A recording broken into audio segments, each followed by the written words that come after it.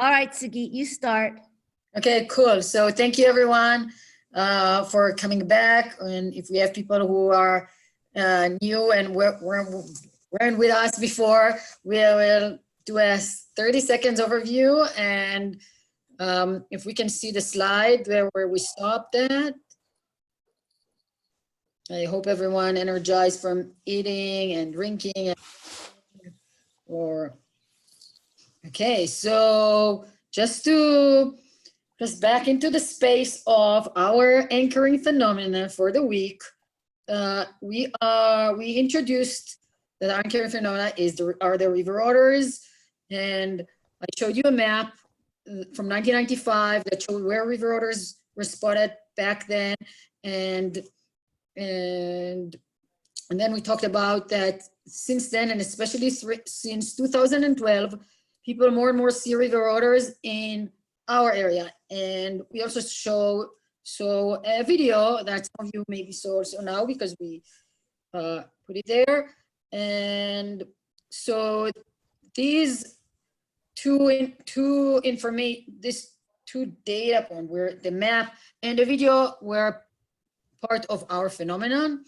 And what we ask you is, what question do you have given this information? What did you notice? What do you wonder? What do you want to know more? I remind you, when we ask questions, we can ask many questions, but we really want to ask questions that interest us, that we are curious about. And so I want us now to break out into rooms. If you can go to the next slide, because it shows you what you need to do in the breakout rooms. Okay, and in the breakout rooms, we'll open the Jamboard again today. In slide number 5, you will see some nice art just to kind of get you in a space that feels inspiring. But what you're going to do there is you're going to share all the questions from all the people in the group, and come up, once you see other people question, then you have more questions. So populate all the questions that you have on this phenomenon. And then we would like you to make connection between questions and group them into an overarching question for investigation. Several of the questions relates to, the body of the river otters, maybe group them. It's up to you to decide what is the group, and then what is the overarching investigation question that relates to this group. And then, so we gave you 10 minutes for populating different questions, 7 minutes to group them, but you can use the time a little bit. You're going to modify it, but we will modify you. 10 minutes are going to be over. Go to the next page. And then the third thing we ask you is to choose one overarching investigating question that you're really interested in and want to it this week and beyond. And then when we come back, each group will share that question, one question that they're interested to pursue. So if you have any questions before we go to the groups, please you can either say them or write them in the chat, whatever you feel comfortable with. Did you say there's more sightings now than there were in 1990? Yeah, in 1995, when we showed the map, actually, like the Bay Area, they're not river otter spotted. And since then, and especially since 2012, they even start doing it systematically and put cameras. This is what we saw one. Yeah. Okay. Any other questions? Wait, Sagit, so Yes. when we go to the room, we need to be able to click on the slide, and when we get to the board, it's board number 5. Yes. Okay. Thank you for asking. I'll explain again. So you're gonna go to breakout rooms, and it shows you your group number. You click on the slides of today. You will see the Jamboard, and you click your group number, and inside the Jamboard, there are several slides. Go to slide number 5, and this is where you're going to populate through sticky notes all your questions.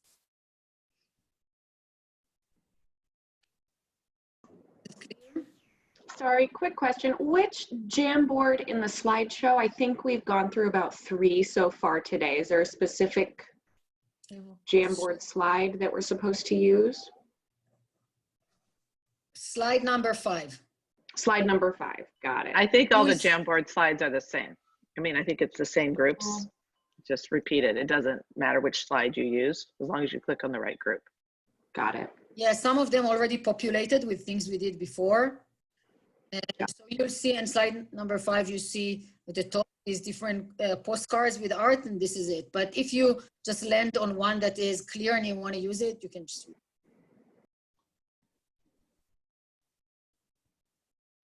Okay. Are we all ready? So I think, Michelle, you can split us into groups and.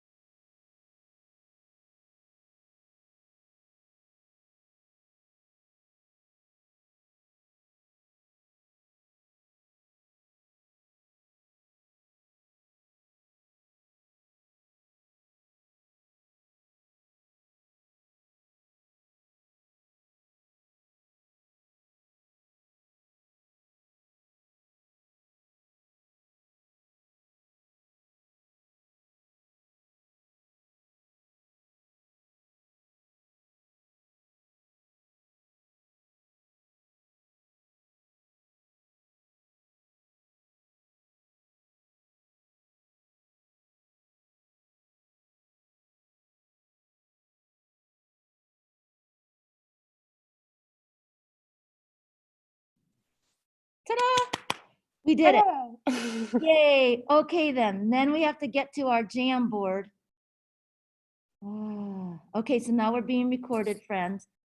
And so how do we get to the Jamboard? Go to the slide share. You go to the slide deck and go to slide 50, 50. Okay, but I lost the slide deck during lunch. So now how do I get to the slide deck? I'll put it in the chat for you. Oh, I love you, Ethan. See, I knew I was glad he was in this group. See how nice he is to me? You guys could take notes. Thanks. No, I don't want to share my screen. It's enough that I had to get to this page. And now, what slide do I go to, you guys, to get to the Five. Jamboard? 50, 50. And then I go to group 7, right?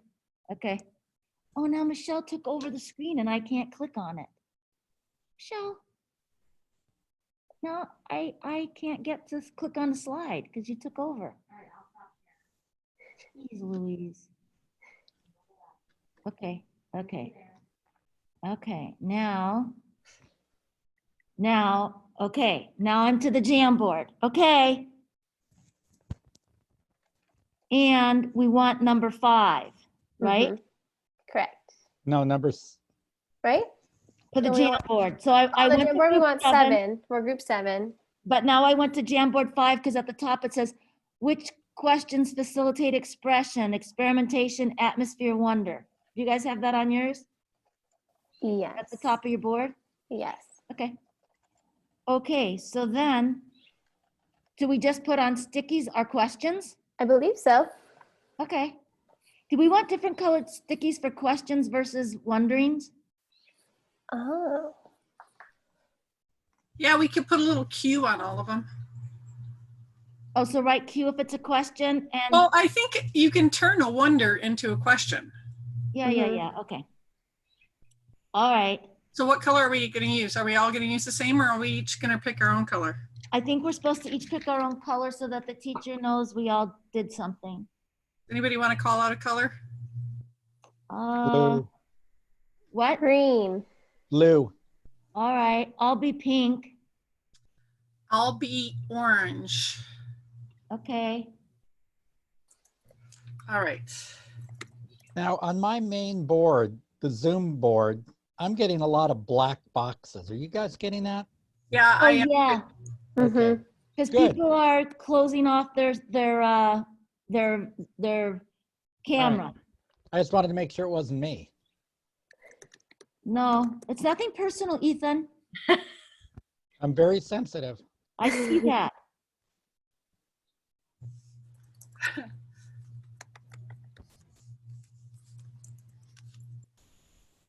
All right, so we go to the But I'm jam looking board. at my it? Jamboard, I'm seeing something completely different than what I'm seeing on my Zoom screen. But Me that's too. because you're on screen 1 and that should be screen 5. Oh, Yeah, Oh, 'cause yeah. I just put something up that's pink. I wonder why the otters were not here. There we go. I see your pink one. Yeah, I Okay, see them Groovy coming up now. Tuesday. I see the pink one. Okay. did anybody pick yellow? No, you want to No, be go yellow? for it. Okay. Um,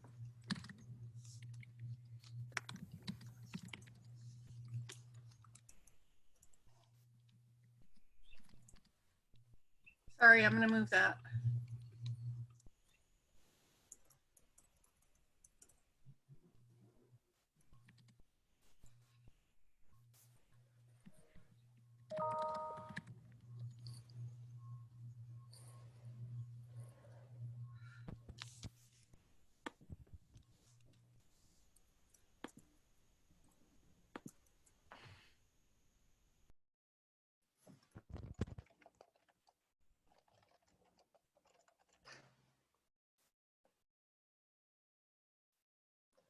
I wonder what otters do to get more otters. Good questions, guys. Uh-oh. Isn't that Sorry. third grade? That's third grade. What's the Right where my brain works. cycle? That's the cycle where like you're born, you reproduce, you die. Right? Isn't that the third grade NGSS? Just saying.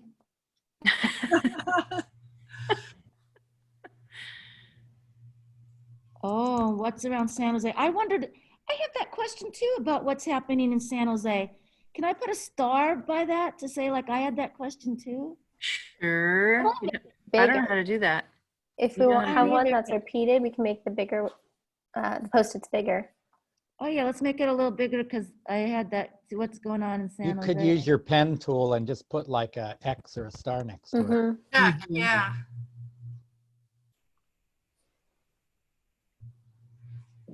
Making a star. Does that look like a star?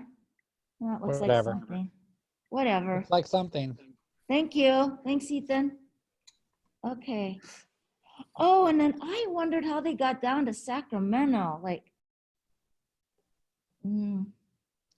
They took the train. yeah. Like, what's their route? I'm putting that there. I would guess Oh, it's the American River, Sacramento to American River. Mm-hmm. Or actually just the Sacramento River, yeah. And they were in Fresno too.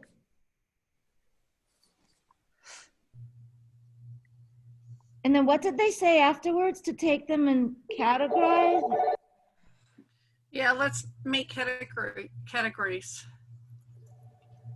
Okay, start us off, Karen.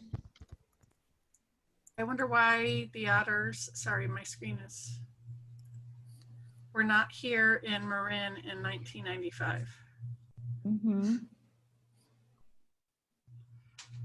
Well, would that be the same Well, as why that's a did they good come question. back? What attracts them? Would that be the same? Yeah, I think so. Then I'll put that pink one up by that one. What else belongs in that row then?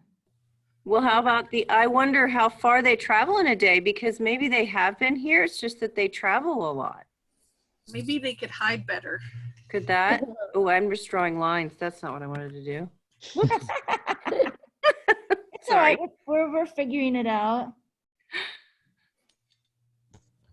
Just gonna turn off my camera. Okay, wait, what was your thing again? And who said that?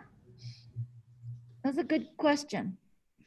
Oh, Cindy, I just was looking at the screen one. I wonder how far otters can travel in a day. And I thought, well, maybe that goes with, I wonder why they were not in Marin in 1995. Maybe they were, they just travel a lot. Okay, I don't so know. wait, no, but I have mixed feelings about that. But you say, I wonder how far they can travel in a day. I see that green Post-it, But there yeah. was another one about how they got here. I wonder what route. I think all of those are about travel, Gotcha. but Are we supposed to be grouping these based on don't the 4 know. categories at the top? and then I we're think supposed to like so. come up with what's our one main investigation we want to make. Oh. Yeah, that's why we're trying to categorize them so then we can figure out what do we want to investigate? Are What's our we inquiry supposed to question? categorize them based on the 4 comments at the top? Wonder, atmosphere, experimentation, and which questions facilitate expression. Oh, that's a good point, Ethan. She wasn't real clear, but I like that idea. Should we do it that way? Yeah, Yeah. let's try that. Let's try it. Okay. Okay. Somebody said something about that river otters might have been here before, but we just didn't see them. And I know that Yeah. Brian's tools that, you know, like the microscope, we didn't see a lot of stuff before we developed the microscope. And now that we have cameras, maybe we're seeing them more, but are there really more? How do we know that there are really more or there are just more sightings? I don't know. That's a good question. Right. Write it down. Now, on Jamboard, if you move a box, the check marks on it don't move. That's true. I'm Oh. seeing that. My And then you Yeah, can look. just, yeah, and then you and can it's cover all them up. gone. Oh, so what? That's My funny. yellow marks are distracting. You guys, how would you see these like, how are the river otters different than sea otters? That's not experimentation. That's like research. Yeah. Like, could we make a different, Ethan, it doesn't fit in any of there. Wouldn't that be under research? Yeah, I agree. I'm making a category that says research. Okay. And then you can just say the old lady did it if we weren't supposed to do that. You guys, we don't know what she was doing, but she was in our group and. Okay. So then. Where'd There. it go? Where'd the thing go that I typed that said research? It's up on top It's of the up there. purple. It's right above which questions. Oh, God, good eyes. All right, so I'm just, But it makes sense to have it up there. okay. Oh, I see. So then, but if we put research there, There we is go. it research about 1995? Well, Is that a research no, question? What kind of question is that? that's an I wonder, isn't it? I would put that under wonder. Fine, went to wonder. How are river Did otters they different come than sea otters? back? That's research. This one is a wonder over here. This one. Oh, no, the one I just read. Research is, I wonder how far. Yeah, Oh, that's okay. research. How far can they travel in a day? What about what route they take? Is that experimentation? Or that would be observation. We would have to watch. Well, isn't that setting up an experiment? Yeah, Okay, I would then. argue it's an experiment. I'll put it there. And then I think the I wonder about the gaps in the map, my one is to go under, whoops, research, except it's covering somebody else. Are river otters keystone animals in their habitat? Who wrote this orange one? This is a really good question. Are river otters keystone animals in their habitat similar to sea otters? Ooh, Where's that go? research, right?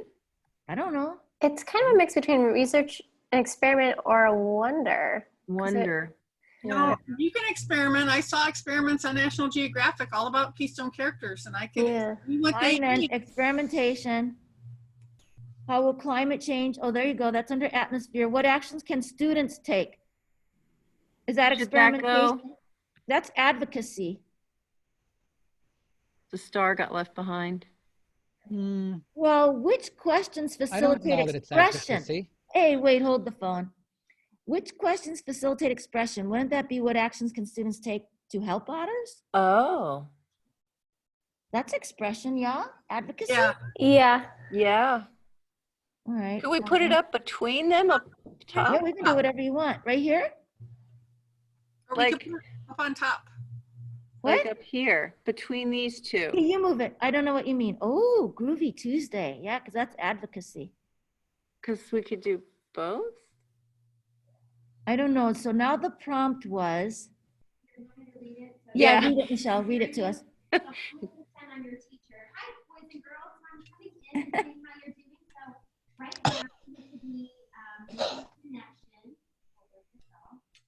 Yeah. Connections to what? I think we have to make connections between what we've done here to find a single inquiry question that we want to investigate. We did that. No, what's our one inquiry question? Oh. Oh, so So we need to focus on one thing. overarching question to investigate. Yes. Okay. So it doesn't necessarily have to be this. It could be something really broad, like, has the watershed changed to make it more conducive? Or what about the watershed brings the otters? Like, and then all of these would fall underneath. Mm-hmm. But I don't know what the overarching question should be. What do people think? Can the health of a watershed impact the critters who live in it? Oh, I'm going to write that down. Can the health of the watershed, what was the word you used? Impact. Impact That was good. the creatures Yeah. that live. That call it home. What? That call it Call it home. Yeah, What color haven't we used that we could use? Oh, we used them all. we did. Use the white one. I'm using the white one. There we go. Okay, so Okay. that's our big Can we overarching. change it to the ecosystem? So we're looking specifically at like either. Love your academic language. Wait, Nice. which eco? Oh, can the ecosystem of the So water? can the health of the watershed impact the ecosystems that live in it? So it's more broad, I guess. Oh, the I ecosystems would that live in it. suggest we make it even broader and just ask the question, what has changed that has brought the otters back? Okay, I'm gonna put both of those. Can the health of the watershed impact the ecosystems? And then I'm gonna type your question. The ecosystems that live in it. And what's your broader question? I'm gonna type it underneath and then we can decide. Yes? It was Let even me broader. Ethan, what did you said? What has changed? Yeah, what has changed that has caused 'em. the otters to return? Yeah, one of these is a systems and one of them is a change, cause and effect. Mm-hmm.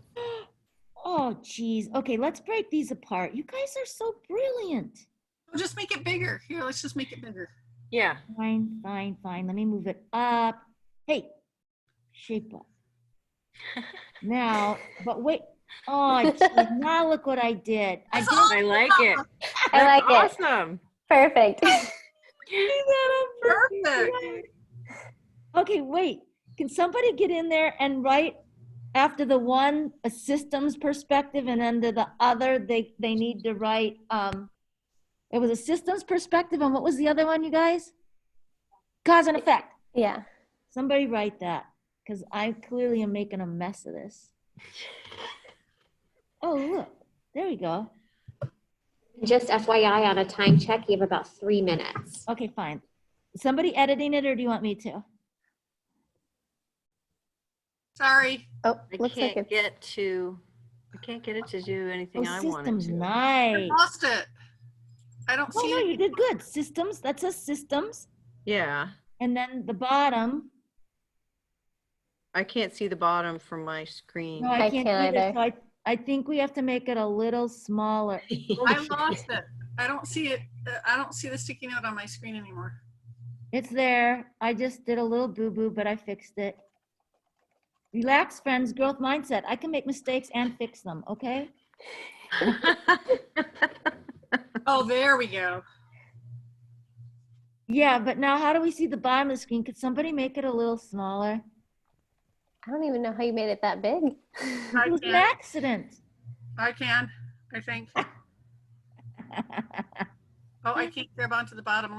You have to tilt it first because you can only make it small. Oh yeah, From a let's corner? tilt it and then do it. Now tilt it more. There, Oh, that's yes. the There you corner. go. Ta-da! Now tilt it There back. we go. Now There we go. Is that okay? Yeah, Yeah. now turn it and we can see. Oh, well, just leave it like that. I love it. Sure. Oh man, those are awesome things. Actually, Ethan's is the overarching question, what has changed? And then underneath is, and can the health of the watershed impact the things that live in it? So it's kind of like one and then one underneath it, right? So are you saying Yeah, you want I to, agree. do we want to flip the order? You can just explain it, but I love it. I could see an entire project-based learning unit based on these driving questions. Mm-hmm. I like the way the big question is laid on top of the other ones. I do too. I just did a screenshot so I can show my students, so I can say Oh, cool. there was all these Oh, Michelle, different voices, and then all of a sudden we came up with, you know, wherever you're gonna do it. How do you, let's see. yeah. Hey, Sarah, how do I do a screenshot on my MacBook? Command Shift 4. Oh, Siri thought I was talking to him. Command Shift 4. Thanks. Oh, yeah, that's right.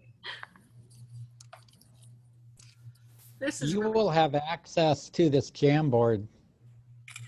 It will live on your Google Drive. It shouldn't disappear. Oh, I don't have to make a copy of it? No. Well, I would for security, but I'm pretty sure it's going to stay with you. I Okay. need a copy of yesterday's at the end of the day. Oh, Because cool. I reopened Jamboard today, and everything from yesterday was still there under my drive. That's cool. That's very cool. Okay. I don't know how But to start I my, would make a copy just to be careful. oh, wait, so if I go to my Google tools, will I see one of these? Oh, there's Jamboard, yes. I love it. Oh, I miss your enthusiasm. I know. I'm glad. Oh, that's cool. And then the kids will have it. And you know what I love? Like, they get to sort the questions. And I do think it's important kids know which kinds of things can we investigate, which kinds of things are research, right? Yeah. How can we just go out and observe? Because some of these, like, hey, Jenny Derby joined us? Yeah. Holy macaroni and cheese. Jenny, where are you? I'm lost in a Jamboard. Oh, good God. Okay, I found myself. That's I found funny. myself. Okay, people are starting to come back. Welcome back.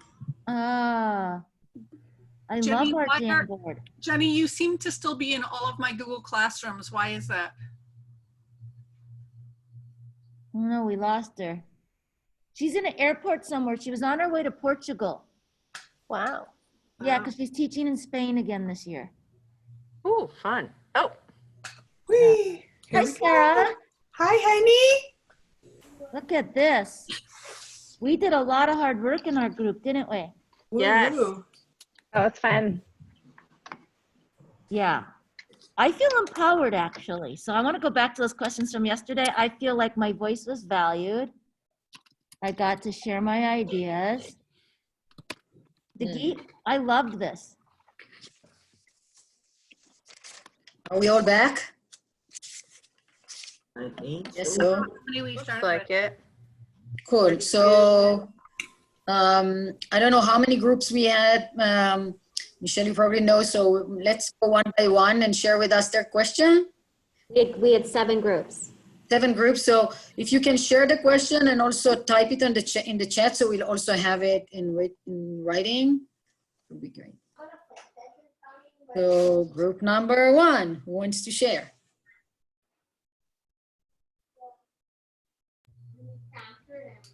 I'll let you guys share, but I'll pop it in there. Hey, come on, baby. I copied it.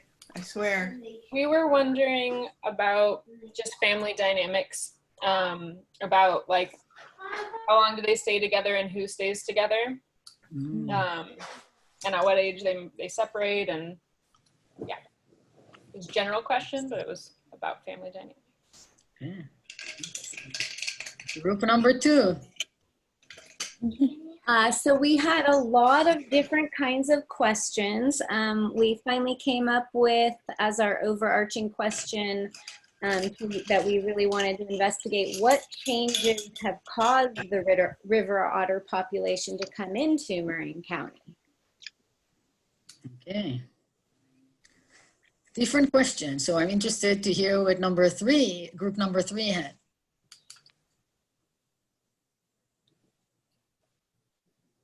We had a very similar question to group number 2. We landed on a why question. Why is the river otter population increasing across Marin? Mostly because we figured by investigating that question, we'd answer a lot of the what questions we had about what kind of ecological factors they need, what allows them to survive, and is that in Marin? Is that why they're coming? Great, thank you. So what about group number 4?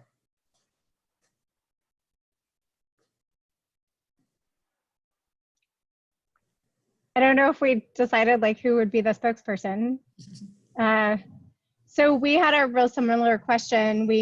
Overall, we wondered what happened to cause their range to change, because we felt like that would sort of answer or address all of the supplemental questions.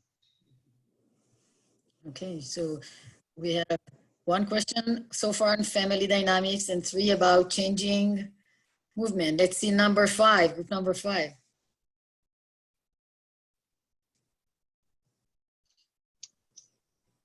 We said what changes over time in habitat cause more river otter sightings in the Bay Area. Mm-hmm. Okay. So this is specifically about the habitat, but it's also an overarching. Great. Group number 6. 1 before last.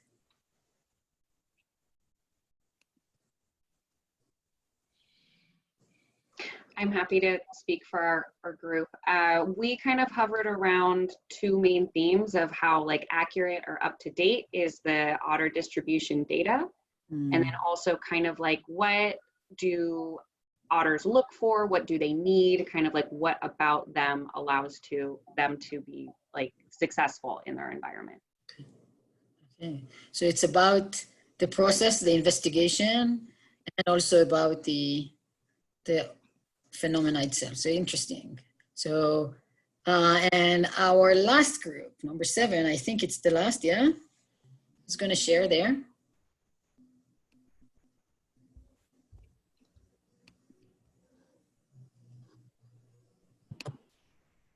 Karen, do you want to share? Sure. We asked we were narrowing it down to, I think, what has changed to cause the river otters to return as a cause and effect type question, and can the health of a watershed impact the ecosystem within it, the ecosystems within it as a systems type question. Oh, nice. So you categorized it to the cross-cutting concepts also. Cool. So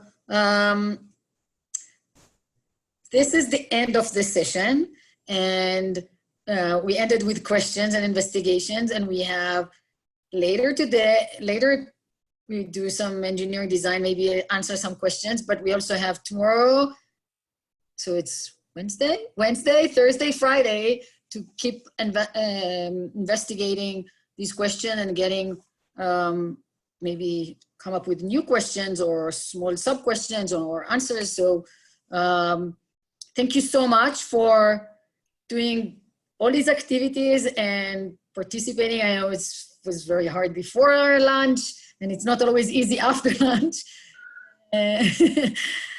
So what we wanted, because we went through several things today, we started with youth and arts, and then we learned from Dawn about the levels of inquiry, and then we did the Zoomlandia, and now the anchoring phenomenon.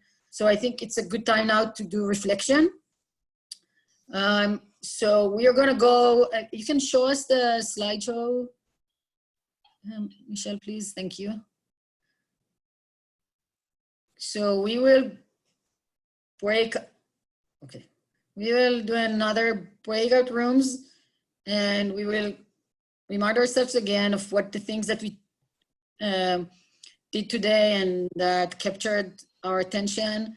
And then, oh, I don't know, I see a black thing, but I know one thing that I'm taking with me and one question that remain unsolved.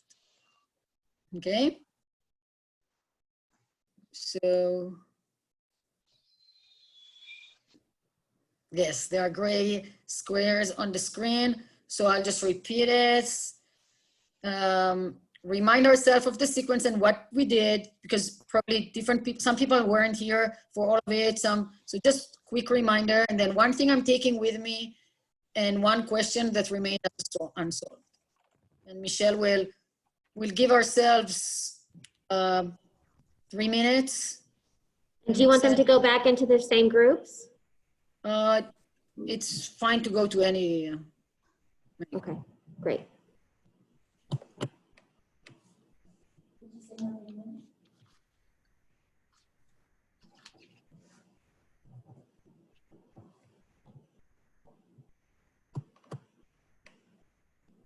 Let me put the message in there about what we're doing. Yeah. In the chat or in the, yep. I got pushed back to the main session for some reason. Hi.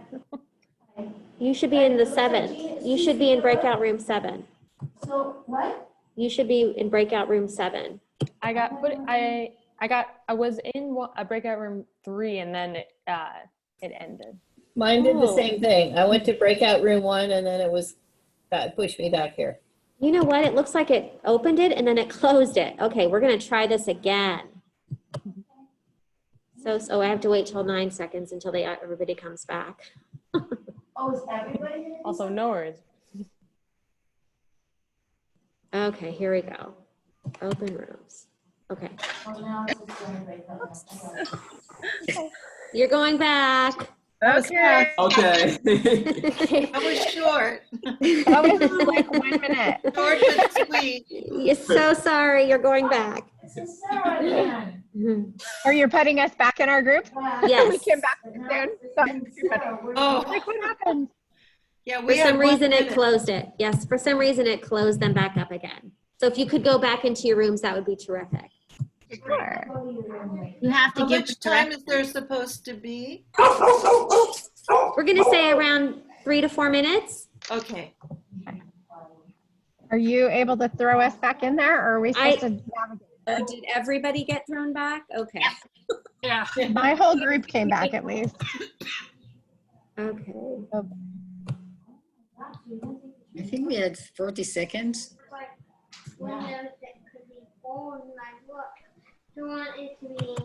You set a breakout room timer. Michelle? I don't think we changed that valid. Well, did you set a breakout room timer? I don't have to care. Okay, so you start anyway. Um, What are you thinking of taking back? Michelle is setting it. So. Yeah, I don't know why you guys aren't able to go back into your rooms. We'll be all right. Consider this one big one. We can respect. Yeah, why don't we do that? Why don't we do that? We use our time well.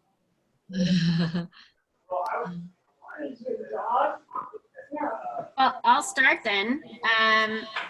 One thing I'm taking with me is that adorable otter video. That's a great way to start, people, like, they might in first grade not even know what they are. So that's really awesome.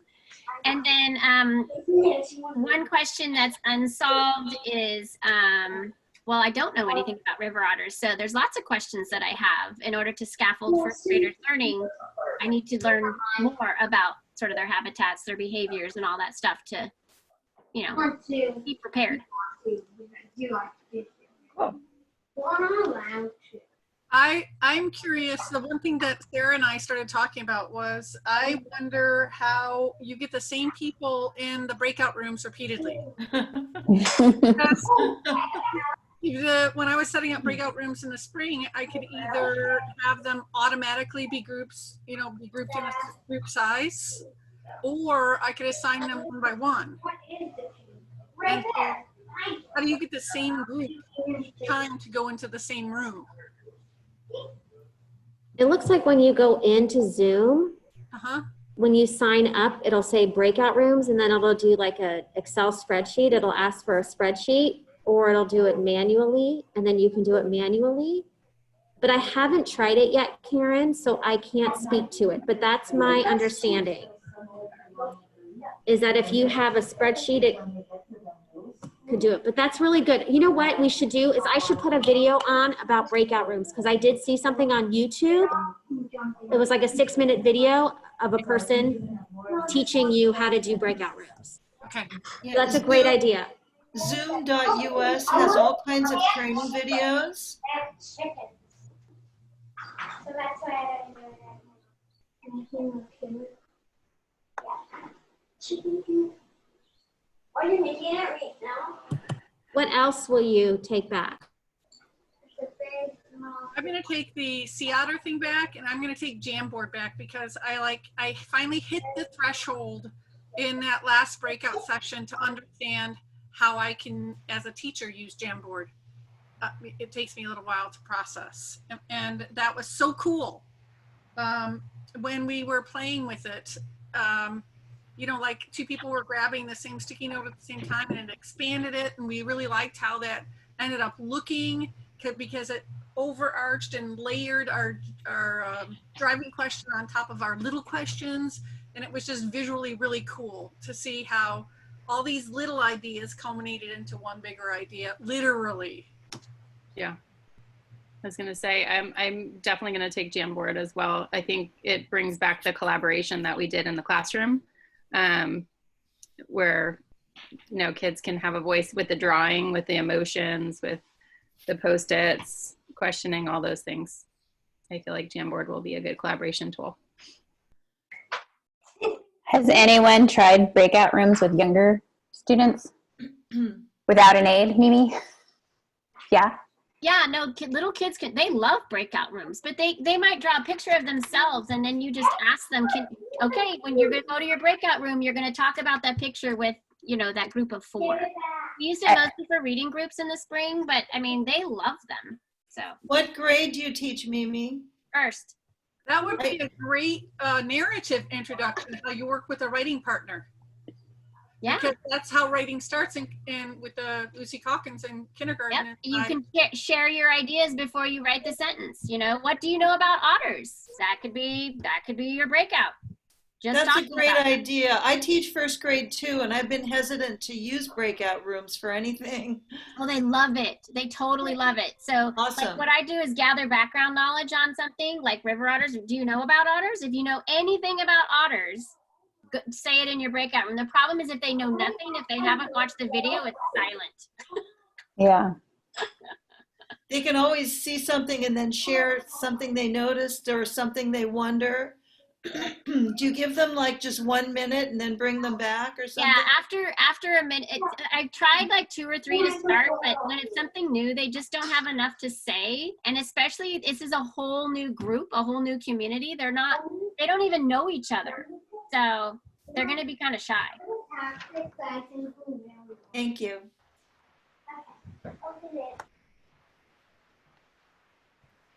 So Melissa sent everybody a note that evidently if you've come out of your breakout room, if you scroll to the bottom of the Zoom where the 3 dots are and you click on it, it will say something like join your breakout room.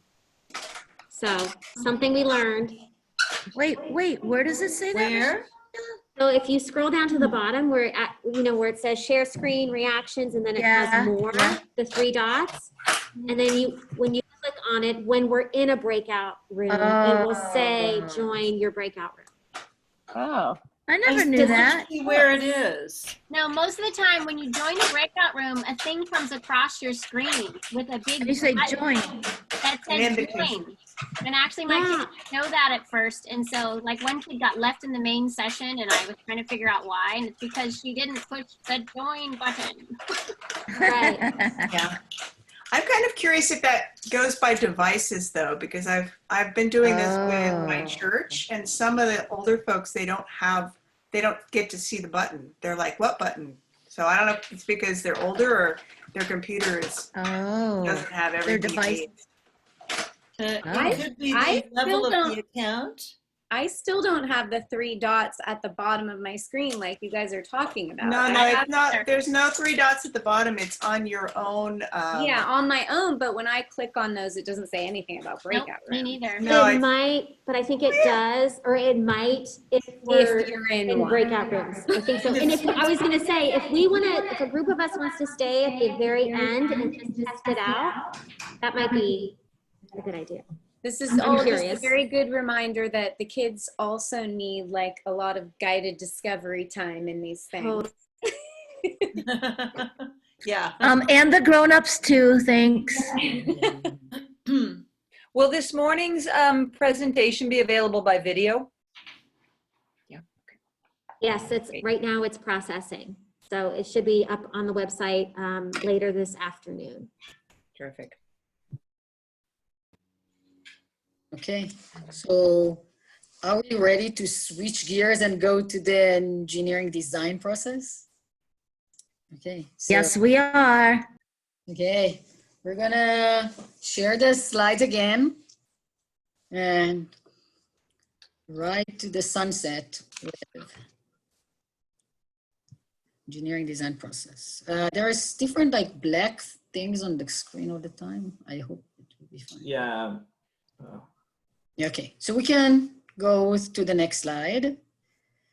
Are these rectangles, black ones, only on my screen or everyone's? They're on mine. No, they're on mine. I was wondering about. I thought it was what they just were. my screen. Okay. So yeah. I think it has to do with other things that you have open on your device. Oh. I've seen that before, but Michelle? I'm not sure. Don't quote me. Okay. Well, I don't know why it does it, but I don't have my. we will manage, yeah. But just Yeah.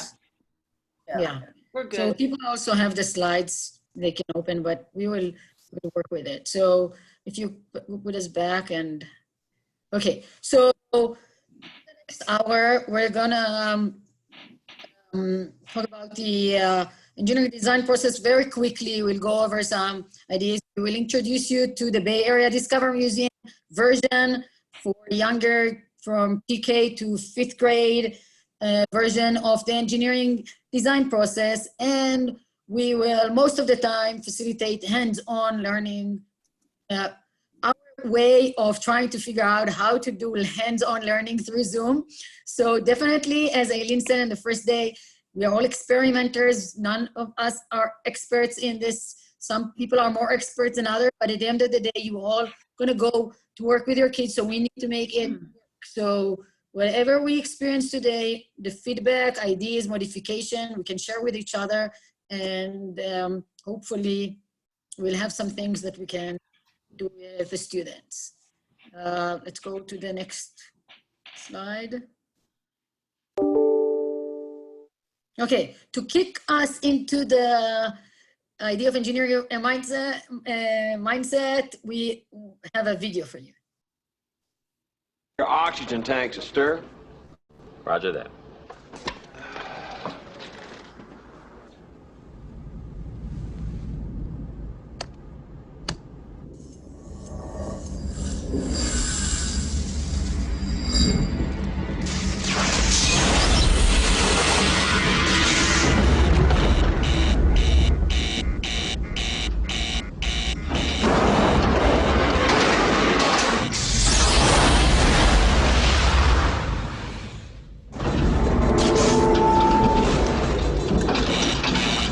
Hey, we've got a problem here. What did you do? Nothing. I stirred the tanks. Whoa. Hey. This is Houston. Say again, please. Houston, we have a problem. Gene, we have a situation brewing with the carbon dioxide. We had a CO2 filter problem on the lunar module. 5 filters on the limb. Which were meant for 2 guys for a day and a half. So I told the doc. They're already up to 8 on the gauges. Anything over 15 and you get impaired judgment, blackouts, the beginnings of brain. Well, I suggest you gentlemen invent a way to put a square peg in a round hole. Rapidly. Okay, people, listen up. People upstairs handed us this one, and we gotta come through. We gotta find a way to make this fit into the hole for this, using nothing but that. Let's get it organized. Okay, let's build a filter. Get my coffee going. Gas is literally poisoning the astronauts with every breath in and out. Heads up, heads up. And smoke people will not comment Go. Heads up, people, look out now. What's this? That's what they gotta make. Okay. So if NASA can do it, we can do it. Okay, let's go to our next slide. Okay, what we would like is for you to do, to put in the chat, what comes to your mind when you hear the word engineering?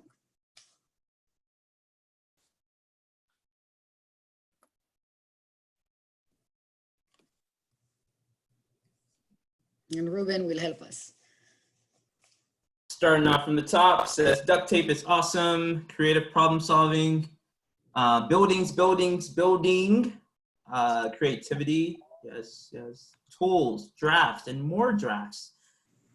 Someone says complicated, hands-on fun, create, making, building, iteration. Collaboration with others, construction, materials, many possible solutions. And I see fear. Fear, yeah. Okay, so yeah, so I think that we captured a lot of the things people feel, and I want also to acknowledge that when we ask kids about engineering, it's very different. Yeah, a lot of kids, when we talk, they know what science or they have idea, but not always engineering. But when we ask adults, it kind of like, if you have a good experience and we did some things, then you have all these creative like problem solving and duct tape, but we also think about math and experts and fear, and so all these packed into this word. So if you go to the next slide, yeah, we really wanted to just take the conceptual basis for the NGSS, the framework, and see what they say that they meant when they put engineering in the NGSS. And there are two things. One, a systematic and often iterative approach to designing objects, process, and systems to meet human needs and wants. So they talk about an approach. And then they continue and say, specify, use the term engineering in a very broad sense to mean any engaging in systematic practice of design to achieve solution to particular human problems. And we think that the most important part here is that, and the overarching when you read this framework, is about design. And design in a way is a field where merging art and science. Yeah, if you think about the design of different products, this is where aesthetics meet the needs of some thinking of scientific or technology. So I think this is important to look at, like, what was the intentions. Now let's go to the next slide. And in the Bay Area, when we talk with kids about the engineering design process, we use 3 words, and Ruben will explain more about them. But here I just wanted you to see how they also relate to the NGSS performance expectations. So the thing is, you see in the bracket, the performance expectation that relates to it, the make and the try. And if you move, we'll get back to this in a second. So I just want to move to the next slide. So this is what we're going to do today. We're going to, we separated the parts of our work, the activity that we're going to do together, to the process, the engineering design process, the think, the make, and the try. But today we'll concentrate on the think, and we'll do it in 2 sections. The first one we'll do all together, And this is where we're gonna do, instead of the anchoring phenomena, the anchoring story about Olympia, the river otter. From this story, we'll see there are different problems come out, and we gonna, for the sake of time today, because we're doing it kind of like showing the process, we chose a problem. We'll talk about different problems, we chose a problem, and then the design problem that comes from it. We'll then break up to small groups after we have the design problem and brainstorming ideas of how to solve it. And each of you is gonna draw 2 possible solutions, share with your small group, come back and share with all of us. And this is where the session for today will end. Tomorrow, we will do the make and try, which we were gonna design and build a prototype and try it and do a reflection on it. We are gonna, the activity that Ruben will lead us, we're gonna do it very similarly to the way we do it with kids. So, but of course, we're gonna also talk about why we do some stuff. So Ruben, we're going to you. Thanks, Sagi. Can everyone hear me? All right, cool. All right, cool, thank you. Just before we get started real quick, I just want to take a moment to echo some things that have already been said. Like yesterday, we know that we're working with a wide range of teachers who work with different grades. The whole point of this activity is to show you how we facilitate a workshop like this through the lenses of K through 5 or K through 5th grade. But again, you know your students, you know how to keep them engaged, what their expectations are. So just really throughout all this, consider how to just remix it and revamp it up to fit your students' needs. All right, cool. You can go to the next slide. Awesome. Okay, so just want to take a moment to review what people have said about what comes to their minds when they hear the word engineering. Some people said construction, other people said drawing plans, creativity, many possible solutions. Those are all like what makes up engineering. And then at the museum, we say that engineers can be anyone, and they do a lot of different things, as you all stated in the chat. We say that engineers are people, just like you and me, who find problems and solve them. And they may solve problems for themselves, for their class or family, or for the world by using their brain, their hands, and a variety of different tools. And so when engineers solve problems, they go through a series of stages called the engineering design process. This is our organization's unique take on the engineering design process. So we're gonna go over this unique process together, since we're gonna be using it a lot pretty soon. So if you look at the graphic, you'll see that first engineers think about the problem they want to solve. They might make a sketch of a design or do some research or explore different materials to decide which ones they want to use. And at the museum, we also do some helpful hand gestures to just help us remember what each stage is. So for think, I'm going to ask everyone to do this. For think, we like to point to our brain and then say think. So on the count of 3, I want everyone to point to their brain and say think, okay? 1, 2, 3. Think. Think. Yeah, so we're gonna be thinking about a problem. That's the first stage. Then engineers actually make a prototype, which is really just a small scale version of your solution to solve the problem. It's kind of like a model. And while making the prototype, engineers might use different tools or materials, and they might work alone or in teams. And then for make, the hand gesture, I want us to think about a tool that we want to use to make like a prototype. So for instance, what if I wanted to use a hammer? I'm going to pretend that I'm going to use a hammer, and then you may choose to use like a needle and thread to make a prototype. So take a moment, take like 2 seconds to decide which kind of tool you want to use. You can use a hammer, you can use a screwdriver, needle and thread, and then we're going to say make while demonstrating that tool that we're using, okay? So on the count of 3 again. 1, 2, 3, make. Awesome. So that's the second stage.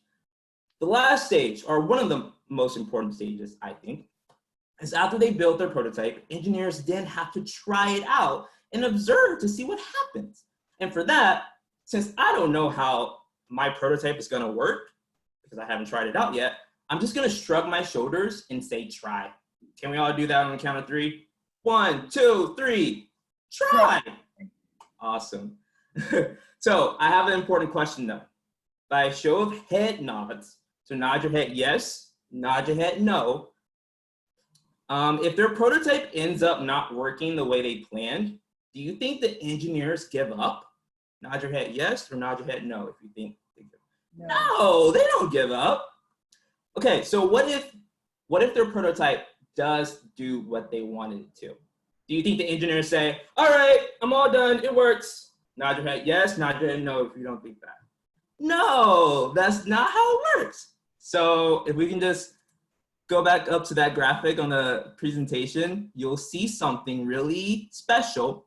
You'll see an arrow that points up all the way back to think, because no matter what, they think about what worked and what could be improved. And then they get to follow the arrow back up to think about more of how to make their solution better.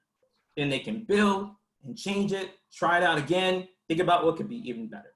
So it's like an ongoing cycle that we're gonna do pretty soon. And I hope that you all know the steps. Do you all wanna review it one more time? Think, make, try. Wanna do it one more time? Think, make, and try. Awesome. All right, so you can go to the next slide. So this is just showing you what we're gonna move into now. We're literally gonna get right into the nitty gritty and jump into our activity. First, we're going to tell the story of Olympia, the river otter. We're gonna think about problems that come up in the story, and then we're gonna make a design problem that we're gonna think about how to solve it for the rest of this session, okay? So you can go to the next slide, okay. So the story is called Olympia, the Otter, and the Big Discovery. And again, this is just another case of how can you kind of remix this story for older kids, because the story is kind of meant for younger children. But again, you all know how to remix and revamp it up. All right, so this is we can stop the slides now. Yeah. Yeah. So I'm gonna tell the story real quick with puppets. So if you'll like, you can change to like speaker view mode, or you can just keep it in gallery view mode. It's up to you. But it's a story about a river otter who gets more than she bargained for when she decides to return to the watershed her family comes from. Okay. So it starts like this. Olympia the otter loved listening to her grandfather's stories about the times when their family used to live in the Madera Creek watershed, full of water flowing, birds flying, and all the fish you could possibly think of. It sounded like such a wonderful place that she started to wonder why her family still didn't live there. One day, when she was out playing with her best friend, Sammy the seal, she overheard some salmon as they were swimming by, talking about their upcoming trip up the stream that eventually led to the Madera Creek watershed. She got so excited, immediately turned to Sammy and said, "Oh boy, Sammy, how cool will it be to see the watershed where my family comes from? I think it's time for me to check it out myself." Sammy started to look worried and said to Olympia, "I don't think we're supposed to go there because of plastic." Olympia became so curious since she had never heard of plastic before. So I would like to ask my friends right now, do you know what Sammy means when he says plastic? Take some time to write in the chat what you think Sammy meant when he says plastic. Okay, and then we're gonna share out some, see if we know what plastic is. And then Sagi, if you could read some out. Oh, I can see them, I see them right here. Trash in the water, trash in the creek like plastic baddies. That's, okay. Garbage, litter in the water, solution, foreign objects, pollution. Water bottle, awesome, yes.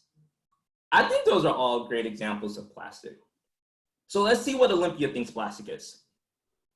Plastic, Olympia repeated. I've never heard of this animal before. Is it a type of shark?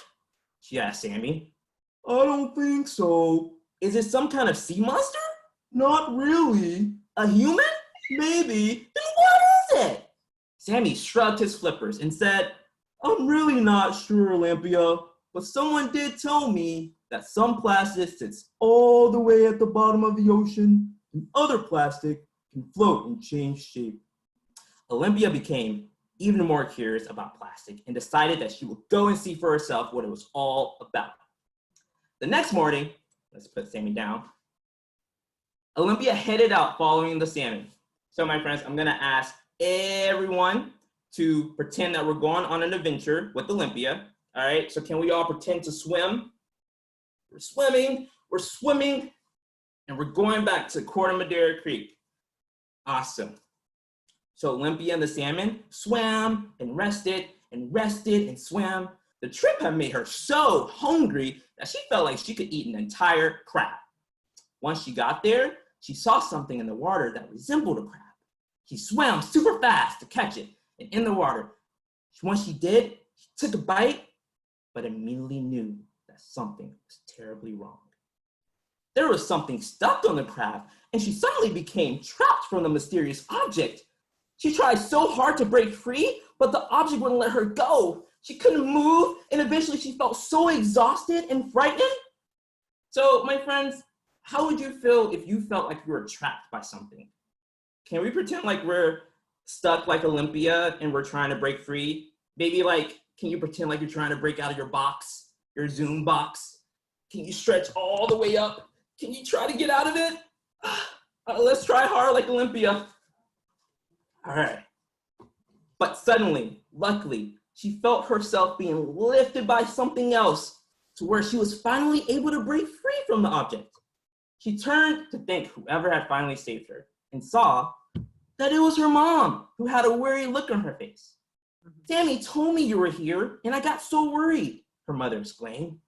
Olympia asked about the object that trapped her and her mother explained that was a plastic bag. It's something humans invented. I'm not sure where it comes from exactly, but it's too dangerous to travel when these things are around. Our water is full of things like that, especially here. Olympia turned to look and she finally saw what her mother was talking about. There was plastic all around. No wonder her family couldn't live there anymore. If only there was something that could be done to fix the problem, my friends. The end. So, we kind of, thank you. We kind of ended on a cliffhanger, purposely, but thankfully Olympia is safe, she's freed, but now I wonder, my friends, what was the problem or problems in the story that came up for you? All right, so let's take a moment to populate the chat and think about like what problems came up when you heard Olympia's big discovery. And it could be one problem, it could be two problems, whatever kind of problem you think. So we have unsafe to swim, mistaking plastic for food, plastic in the river makes it unsafe for others to live there, too much trash in the ocean, she couldn't get out of the plastic. Yeah, those are all valid Could problems. eat and get sick. Very sad. Very sad. Basic, yeah. Yeah. All right. Yeah, those are all valid problems that came up in the story, I feel like. Michelle, do you think you can share the presentation right now? Thank you.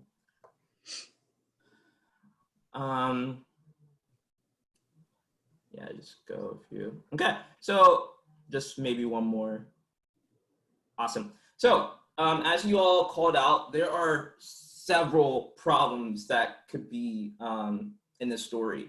And if time allowed, another stage of this exercise of finding problems could be like, maybe all these problems that we listed, maybe we can research more about them by finding an expert or someone who has knowledge and has experience kind of working on this problem. But for the sake of time, We're going to be the experts in this field right now.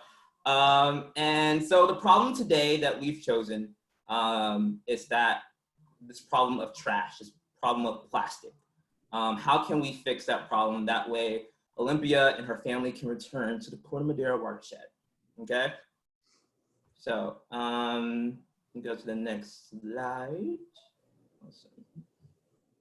And so this, you can go to the next slide, thank you. So this is gonna state what our problem statement is gonna be, our design problem, which is what kind of device can we design to remove the plastic in the Corte Madera Creek so that Olympia and her family can return to that watershed. And once again, if you're like in a classroom or with your class, you can take time coming and arriving to this design problem or whatever problem you want to solve. But for the sake of time, we just decided to choose this one that we're going to focus on today. Okay. All right, next slide. So now that we have our problem, we're going to move into one of our last parts where we're going to be thinking about how to solve it. All right. So this part we're going to break out into small groups where you're going to be able to brainstorm with each other and like sketch out your different ideas. But before you do that, I want to just explain to you how it's going to go once you're broken into your groups. Okay. All right. Next slide. So now that we have this problem that we need to fix, we got to start brainstorming some possible solutions, right? And so you're going to be able to do this on, you're going to use Jamboard for this, okay? And I think the link is attached after this. But you're going to go on Jamboard and kind of do like the same things that we've been doing. You're going to just go in there with your group and then use Post-it notes to like just label, this is one of my solutions, this is one of my ideas. Name all kind of ideas that you have, all right? And during your initial brainstorming planning, it's important to have this brainstorming mindset. So like when you are literally thinking about how to solve this problem, think about like how you can use your imagination to fix this problem. I feel like a lot of teachers who teach younger kids, they usually have no problem with this, like thinking, because you know, young kids' imagination is huge. So kind of like, let's go back to being let's go back to being 5 and 6 years old. Open your mind, get creative. What's the silliest idea that you can think of that will solve this problem? What's the biggest idea that you can think of to solve it? All right. Another mindset that's important to keep in mind is this is going to totally be a judgment-free space. All of our ideas matter. No idea is crazy. Like I said, use your imagination. So don't feel like you have to hide away or think that your idea is not possible. Because again, anything is possible right now, which leads me into the last mindset idea, which is everything is possible. Ties into imagination. So don't worry yourself with the improbability of things. So for adults, I know it's really hard for us, you know, think about just the expanse of just impossibility. But yeah, just don't think about that. Think anything when it comes to brainstorming. All right. And then just a few guidelines too. Again, this just echoing, don't think about limitations yet. Anything can happen. And then also, you can use inspiration from other cleaning devices that you've experienced before, either at home or in your neighborhood. So we have a picture of like just a vacuum. Like, how does that pick up trash? How does that clean places? How can I use that as inspiration to think of other cleaning devices that I have seen that will maybe give me inspiration of how to make my prototype that will pick up trash from the water? Okay, so that's brainstorming. I'm gonna go to the next slide. Just do this real quick. And so this is totally optional once you break out into your group. This is just, you can choose a criteria for success and constraint once you break out. Ideally, we see this happening, or we see this happening for like older kids, just to give them like a little extra challenge. But an example of success criteria that you can think of is, how can we remove all garbage larger than a water bottle? An example of constraint can be, you can only use 5 different materials to build your prototype or your device. How would it look like? Okay. And so you can easily come up with your own, or you don't have to. It's totally optional. All right, next slide. And then the final part of the planning process is to actually sketch out your idea. So right here, you are going to sketch out 2 ideas that you have. You can either do it on the planning page that we have or just on a scratch sheet of paper. And then you're going to get feedback from your group members to see what, if you can change something or not. And then you're going to draw out your final sketch, your 3rd idea on below or just somewhere else that's noticeable that's going to be your final idea that you're going to make and prototype. Okay. And then, yeah, just one important thing to know, my friends, once you're in the breakout groups, you will brainstorm as a group, okay? But each of you will have your own ideas and designs. It's important to know. And then finally, this is basically kind of like a breakdown timeline of how it's going to go. Once you break out, brainstorm together for at least 7 minutes. If you want, choose a criterion for success and a constraint. Take 2 minutes tops. Each person takes time to sketch out their ideas. If you saw mine just before, I'm no artist. I did not take a lot of time, so just make sure you sketch out your ideas. And then share and receive feedback from them. You can take like 4 minutes to do this. And then finally, you're gonna draw your final design that you would potentially like make and prototype with, okay? And then come back ready to share your drawing because we really wanna see your ideas. It's really exciting. Okay, so this is gonna be again, this is similar to how we've broken up in the past. You're gonna get a group number and then just click the group link associated with your number, and then you can populate the Jamboard. And then I believe we're on number 6. Number 6 on Jamboard. Or any other open site that they can use. Okay, cool. All right. So any questions before we break into? No? Okay. Sorry, I couldn't unmute. I was just wondering, are you going to be telling us when the 2 minutes, the 5 minutes, the 7 minutes, are you going to be breaking those times up for us? Yes. Thank you. You're welcome. All right. Okay, cool. All right, see y'all soon.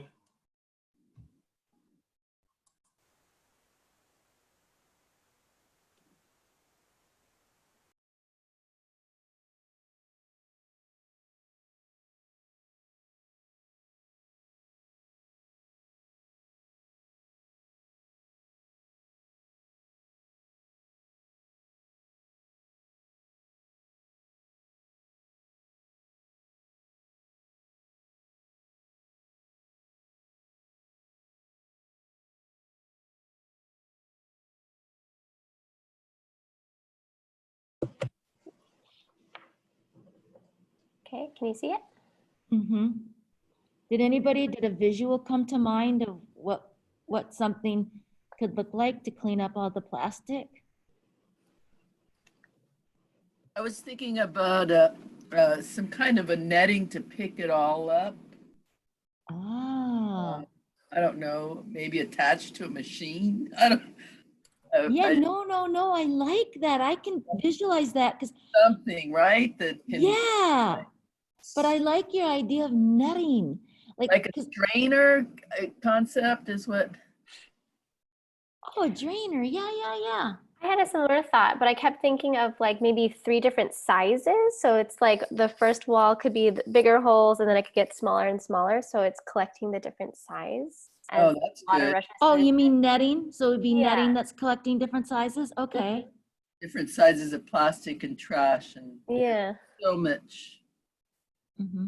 I was thinking about a like a Roomba-like thing that kind of floats through the water, and it can go up and down in the levels and of the water, like something that can just go through the water and know what's plastic and what's not, and just pick out the big pieces of plastic. Wow. Determine what's food and habitat and what's plastic and dangerous. Smart Yeah. Huh. And then Sarah and I were kind of brainstorming in a side chat a little bit, and I thought instead of like a street sweeper, you could create a creek sweeper. Oh, cute idea. But and then she was worried that it might scare the otters that are already there. So I thought, oh, that's a good point. Camouflage it appropriately. Yeah, like, you know, I love that idea. I think about like swimming pools and how those people have that thing where it goes all around, you know what I mean? But maybe it could be like, you know, have you seen down by Andy's the duck decoys? They look just like ducks. Could we make one that looks like an otter? That's what my idea was. And then it would like float, but and then pick up stuff with the netting. Yeah. Maybe its tummy is the net, so it floats. Oh my God, how cute! And the tummy can like collect it, so it's like eating the trash. Oh Lord! What if we could stop it before it ever got to the creek? What do you mean? Like put a somehow find a way to stop it from it ever got to the creek. Like if little pieces of plastic are coming in through storm drains, like make sure that all the storm drains have some sort of filter system. Oh yeah. Okay, so that's a really preventative thing. But then I think of stuff too, like Karen, like I guess what bothers me the most, like when I'm at Stinson, I can't tell you how many times I pick up balloons. You know, like from the kids' birthday parties, chunks of balloons and things like. So like I think about the creeks and the birthday parties there, like at Pickleweed and in Corte Madera. Like, would it be like right before it enters the water? Talk to us more about that, because that's a good idea. What would it look like? Sorry, I keep on flipping to the slide deck and I have a hard time getting my Zoom screen back to unmute. I was just thinking of different preventative measures. So yeah, it's smart. I don't think that, I don't necessarily think that, I think we should maybe shade that a different color because this first 2 minutes is we're talking about, are we going to have constraints or certain, requirements? Because so that would be more like a preventative measure. And so filter system on storm drains would be one way to do that, or as a preventative measure. I don't think it's necessarily addressing the problem of cleaning up what's already there. Oh, the other thing I was thinking of, if we devise a device that picks up the plastics and whatnot, where do we dispose of them? Oh. Okay. Where do they go?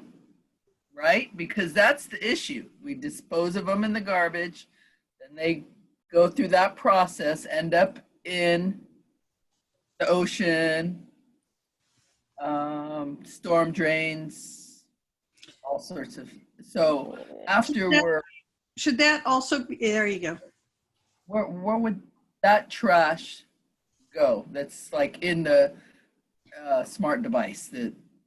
Oh, wouldn't it have to go to recycling for the plastic bottles, but for the, okay, so go back into preventative, get rid of the plastic bags, because I think they are the most dangerous. The plastic bags? Yeah, and that's advocacy and the stores not being allowed to use them, because aren't there lots of stores that don't use them? I think they're outlawed in the city, in San Francisco, right? Yeah. So that's like advocacy too. Safeway is using only plastic bags.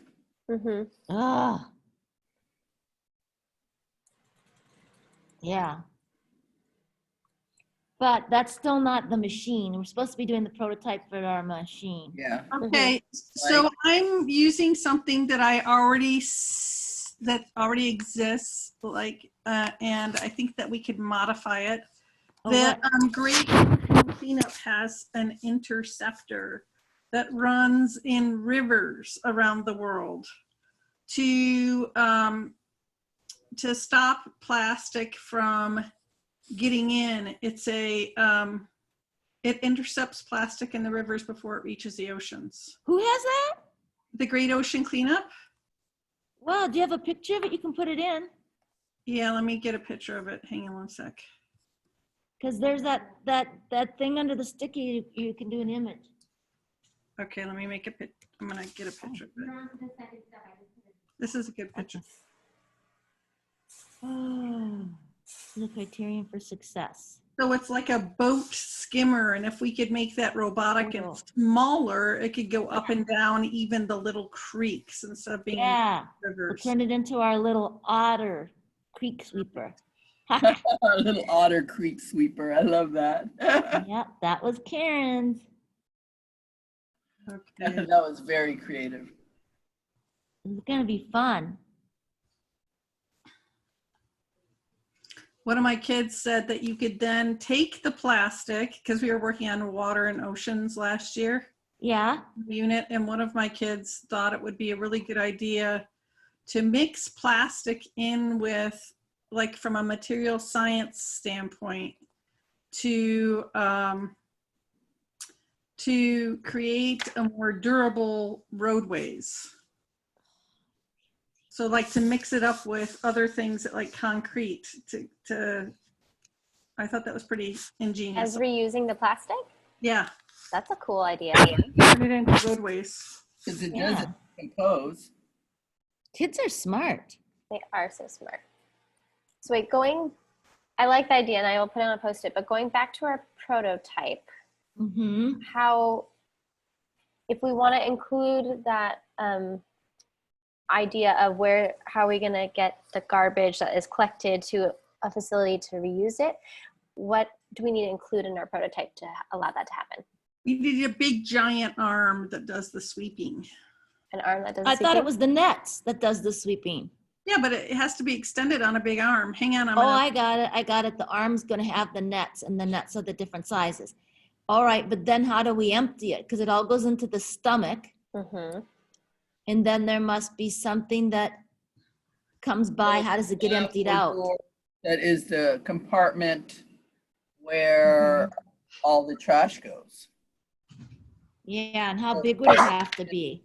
Stop it first. It filters in and then goes into another compartment.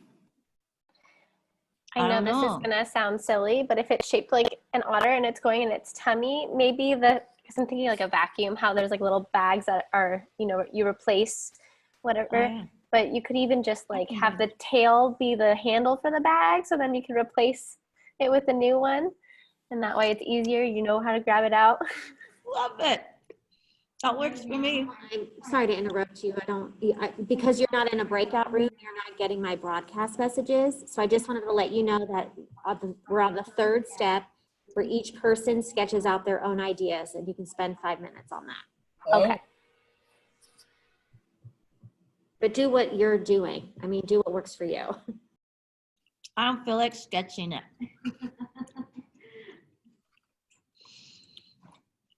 I like Sarah's idea. You sketch it.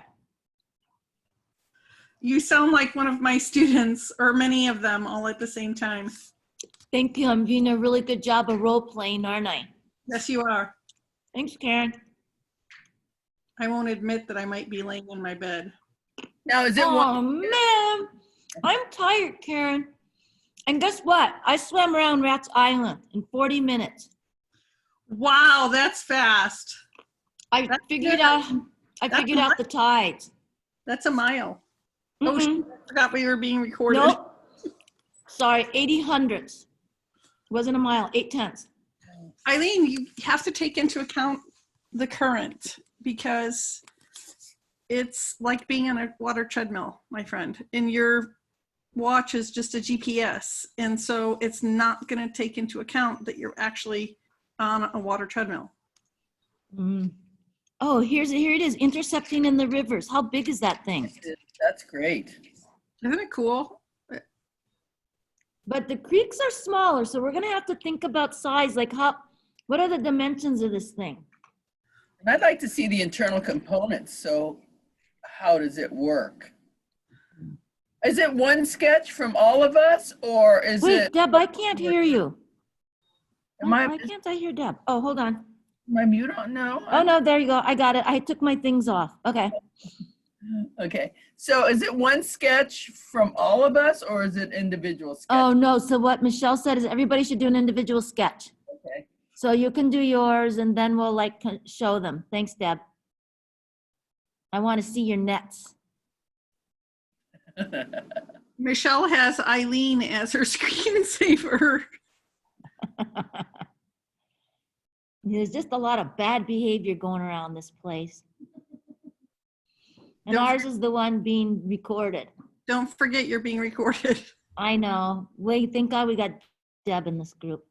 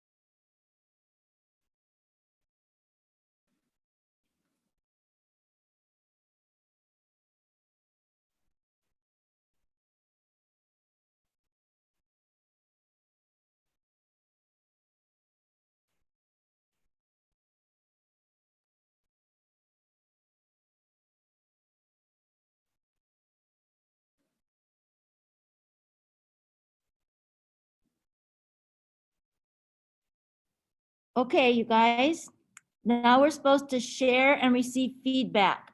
So who wants to go first? You share it, and then we could ask clarifying questions to help each other kind of make it better. I will share mine. I drew a little otter. Ooh, can you describe it? Yeah, so it looks like an otter. I can't hear you, Sarah. Oh, you're on mute. No, wait. No, hold on. Jesus Christ. Oh, wait. Oh. Sorry, I forgot I had to have the headset. I apologize. Okay, no, it's fine. Okay. So the top part is the otter, and then the belly is got the netting with the different types of layers of filtering in there. So it's like it goes from bigger in the front to kind of small filters in the back. And it's got the front feet, so that way they're moving back and forth to kind of sweep the trash into the belly. So it'll collect. Okay, questions and comments for Sarah? That's awesome. I haven't figured out if I would want this to be like a whole container to take off That way I can see the filtered, or have each one be a bag individually in each section. I haven't figured that out yet.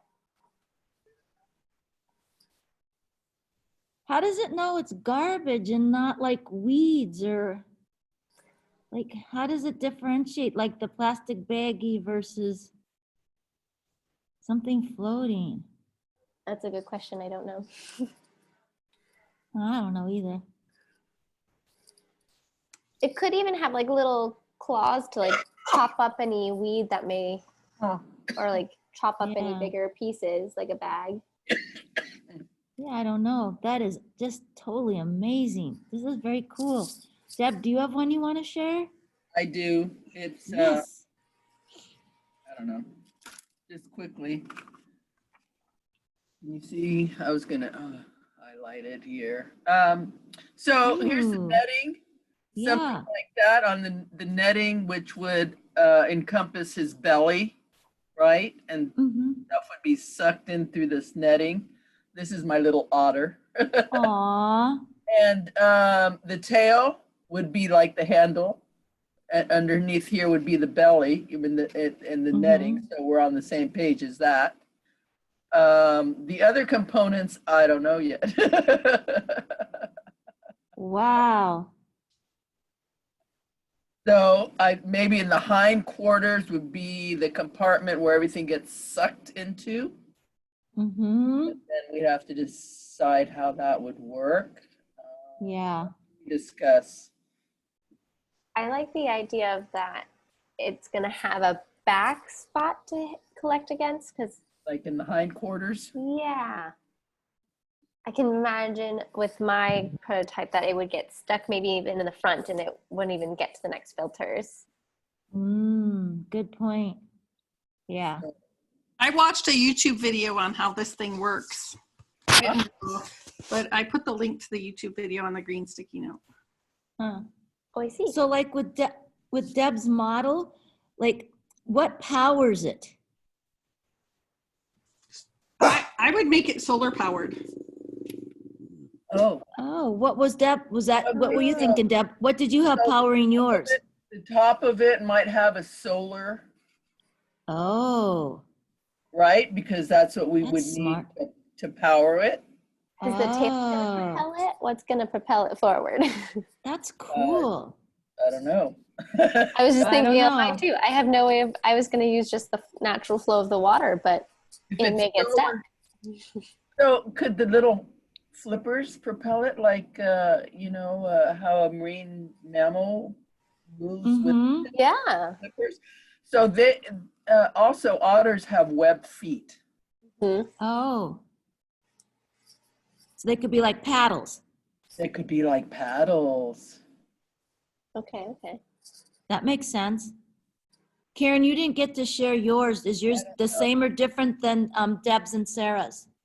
My idea is the same as, very similar to Deb's and Sarah's, except the above the water, it would move very slowly, so it wouldn't like surprise anything. And it would, but the back would open up, revealing canisters, like to trash can. Okay. And then it would be able, because it would be completely autonomous, you would be able to have some sensors or something to tell you when it's full so you can empty it. Oh, wait, where would the sensors be? In the trash bins inside, so that you can know when they're full so you can empty it. Would that be by weight to set up the sensor? What to set up the sensor? Be optically as they get full. Oh, okay. Wow, this house all would have to be waterproof, friends. Right?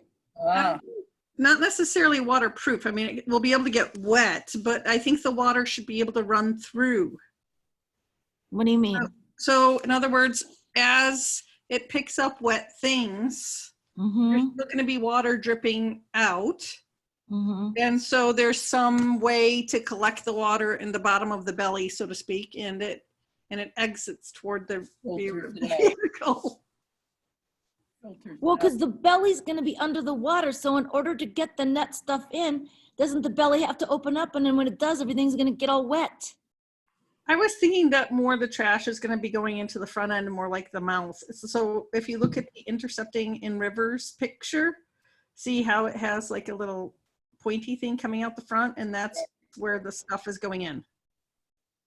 But I like Deb's where it was going in that back part, because I think if it's in the front, then it's all going to get jammed up, whereas hers went to the back. I don't know. Not if you have a conveyor belt that moves.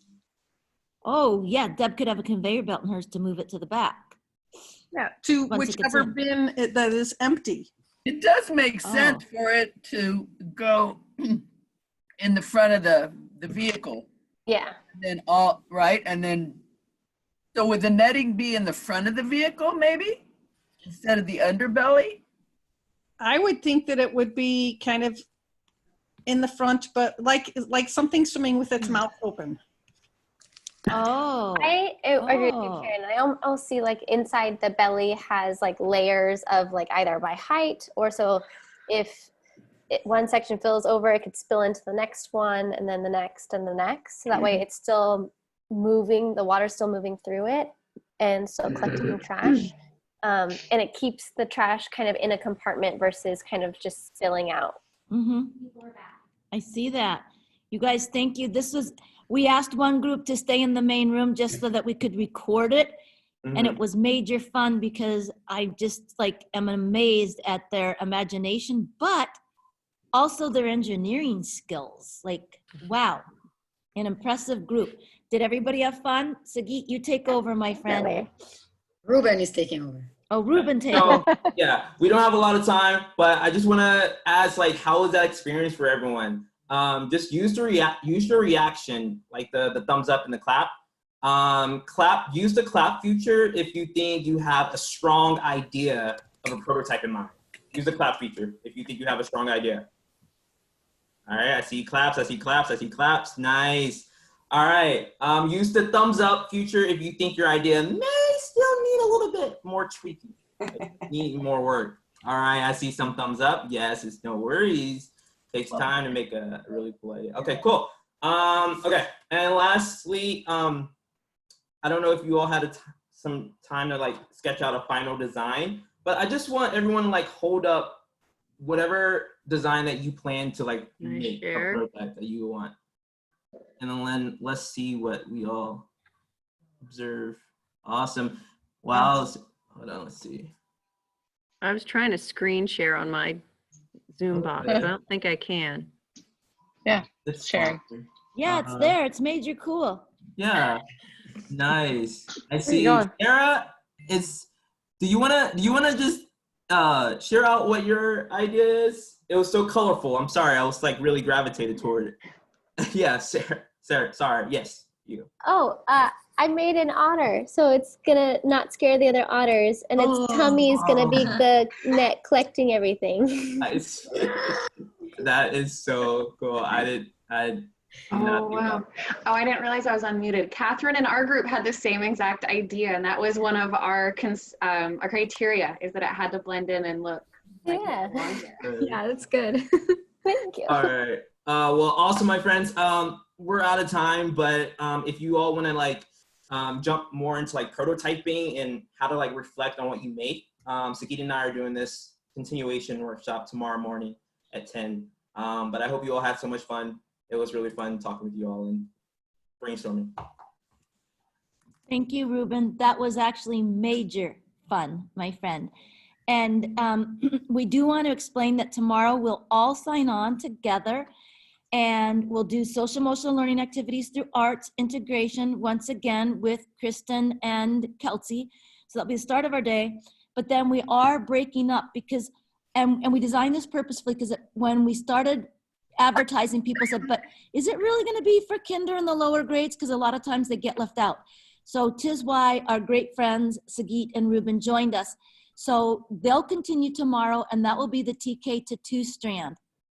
And then at 10 o'clock, you have a choice between going to that, or you can go to the 3rd and up, which is Dr. Jessica Bean out of UC Berkeley. And the one thing I want to say about that is that that is going to be connected with a NOAA grant, which will allow teachers to continue on. I think also for the TK to 2, since people have so much fun, I'm going to find a different use of funds to let some TK to 2 continue too, because I love Ruben and Sagit. So we're going to work it all out, but here's what I want you to know. If you're a part of the NOAA grant, you'll need to participate in that, but I know you're not going to want to admit this, so we are going to record it. So if you're tortured and you're a 3rd grade teacher and you're like, I want to do both, just know that everything's being recorded. And so whichever one you don't choose, you get to watch it at another time when you're not zoomed out. Does that make really good sense, you guys? Because I love it. And I know that choices can be really difficult, and we apologize for that. So that's where we are. We'll start again at 8:30. We want to put up quickly, if you don't mind, please, before you sign off, doing the evaluation in the chat. And I don't think, is there anything they're supposed to come with tomorrow, Ruben or Sagit? Just the materials. Yeah, the materials that we sent for everyone to. Oh, the materials for making a prototype. Yeah. Okay, Groovy Tuesday. All right. I think other than that, are there any questions, my friend? I'm so proud of you. You're hanging in there. It's the end of day 2, and it looks like you're hanging in there. I am most impressed, I must say. So go out. You guys go to the creek, see if you can spot any otters. Las Galinas Creek is a good try, okay? Or unless you want to go to Phoenix Lake, okay? All right, wait, so Michelle, where do they go to get the evaluation so they can do it now? They can either do it in the presentation, or they can look at the chat. The link is right there in the chat. Oh, okay, Groovy Tuesday. All right, so go into the chat and it'll be fast. Okay, my friends, we love you. We'll see you tomorrow, okay? Bye-bye. Bye.